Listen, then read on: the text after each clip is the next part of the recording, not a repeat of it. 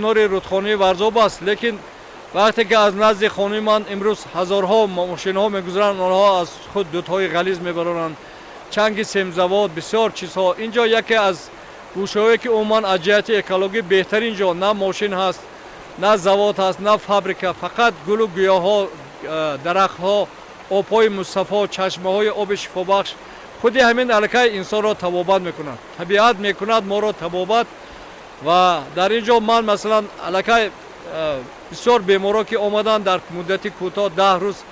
шифо ёфтанд ва фикру мулоҳизаҳои худро дар дафтари хотирот навистанд. ва агар аз тарафи ҳукумат каме кӯмак ба мо шавад, инҷо як осоишгоҳи хеле дар ҷумҳурӣ, на ин ки дар ҷумҳурӣ, берун аз ҷумҳурӣ машҳур мешавад ва мо метавонем бо воситаи туризм, яъне ки дар ин ҷо турдармонӣ мегӯянд, бо воситаи сайру сайёҳат ба ин кӯҳҳои шифобахш,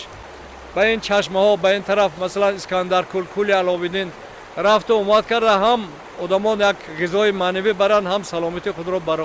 барои мо ман инҷоро интихоб кардам, чунки ҷои аз ҳама беҳтарин ва ин яке аз гӯшаҳои беҳтарини ман дар интернет навистага ҳастам ки ҷаннат аст. вақте ки мегӯянд дар ҷаннат меравед,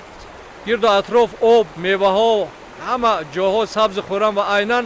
инро ма дар манзараҳое ки ҳозир шумо мебинед, дар сари дарахтҳо зардолу ҳаст, сиб ҳаст, олу ҳаст,